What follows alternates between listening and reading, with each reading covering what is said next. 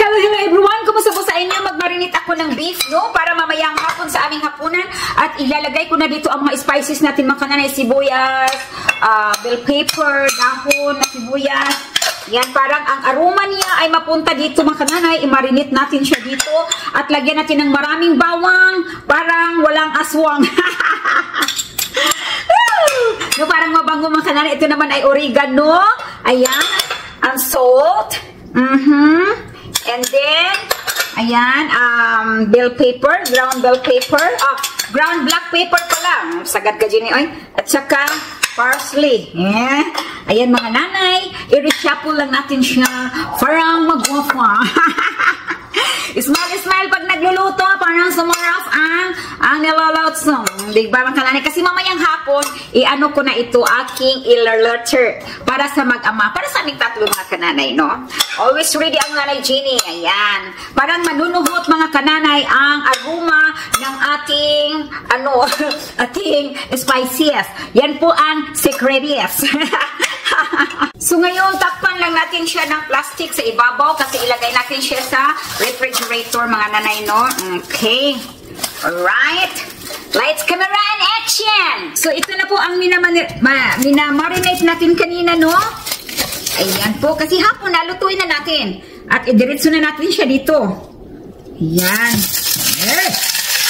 At diretso ang aging mga nanay. Yarang kahumak. Lalap ako. Ay! O, diba? Tapos dagdagan ko po ito mamaya ng onion. Dahil gusto ni Daddy Kim na maraming onion. Maka nanay, ukayon dyan nato ni. May nagsasabi na hindi daw parating ukayin. Kung di nato na ukayon, hindi natin haluin, ay mo, dumidikit yan kasi nga, sunog yan! Mindset ba? Us Maria, oy. Mindset. So far, ito na ang hitsura sa niluluto natin mga kananay. Very pretty. Ayan mga kananay, walang tubig yan. Lutuin niyan siya ng sarili niyang tubig mga kananay. Sariling katas. Ayan, parang masarap. So ngayon, mag-add ako ng konting raisin. Ayan. Parang mas lalo siyang sumarap mga kananay, no? Raisin. Ngayon, maglagay ako ng additional sweet onions. Kasi yung asawa ko mahilig talaga sa onions. So, you know, or sa Bisaya pa, mauga. Kaya, ilagay ko na ang onions. Pagkatapos nito mga kananay, ay tapos na. Kung luto na siya mga nanay, ready na, magsaing. Maghain pala, at magsaing. Ang finished product natin, ayan. Bumili ako ulit ng yellow corn rice. Ayan, nagustuhan ko mga kananay. At kamote, at ito mga kananay ay nag-craving ako ng matamis, di ba na ako makakain ng may gluten, so ito na lang. So magbalat tayo ng tawag doon. Ito. Sana matamis ito mga kananay, baka naman maasim pa ito sa mukha ko. Inano ko siya, mabango naman. Sana matamis. Kasing tamis ng pagmamahal na itong mga nanay.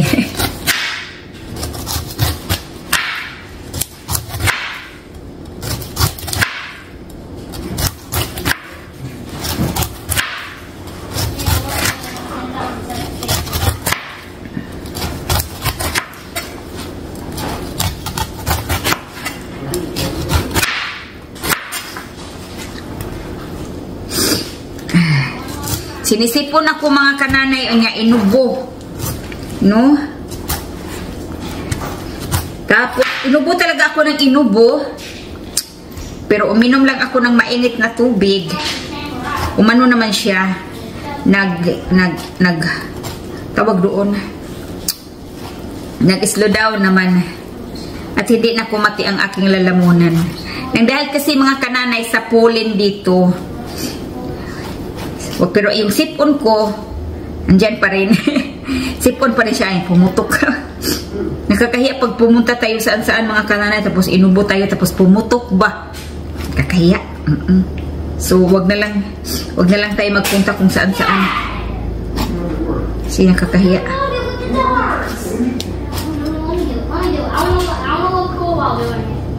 Ayan.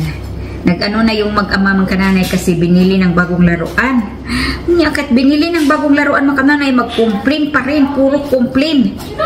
Andiyan na nga sa kanya lahat. Sila lang yan magsabot-sabot duham kananay kay paglalaki, manak nga duwaan kananay.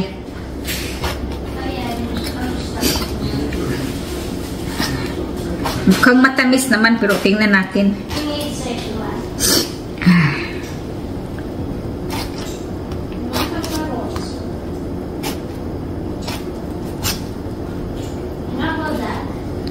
Sana matamis. Kasi pag maasim ang kananay, ayaw ko ng maasim talaga. Totoo lang. Subukan natin.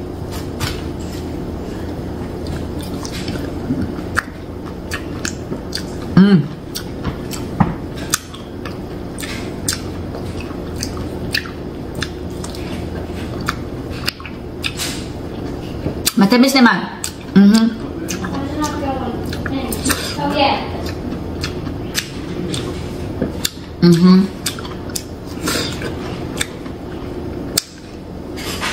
Ito na yun, no? Hiniwa natin.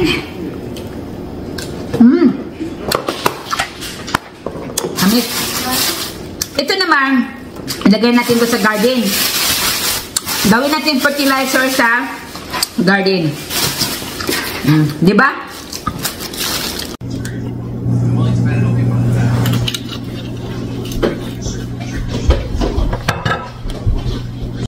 Of course, tayo mag-cooking na naman mga nanay para sa atong hapunan, no? Ako maglalagay ako ng luya, hindi ko siya siwain ng maliit para hindi makagat ng mag-ama ko. Yan, lalagay ako nito para bumango siya.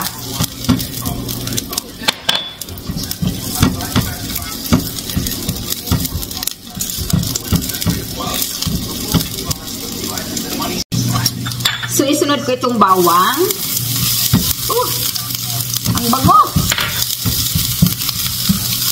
Ito yung hapunan namin today, mga kananay, no? Ang bango ng bawang.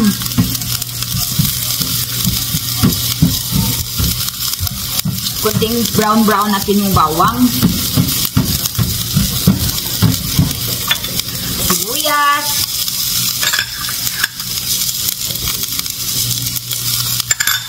Bell pepper. Marami na that.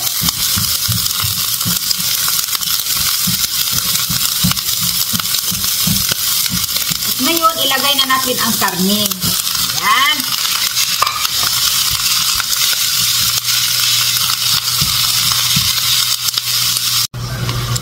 Ngayon, ilalagay ko ang daang sibuyas ko, no? Yan.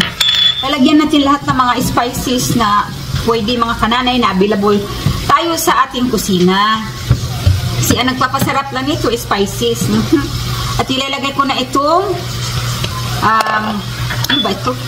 Carrots at saka green peas.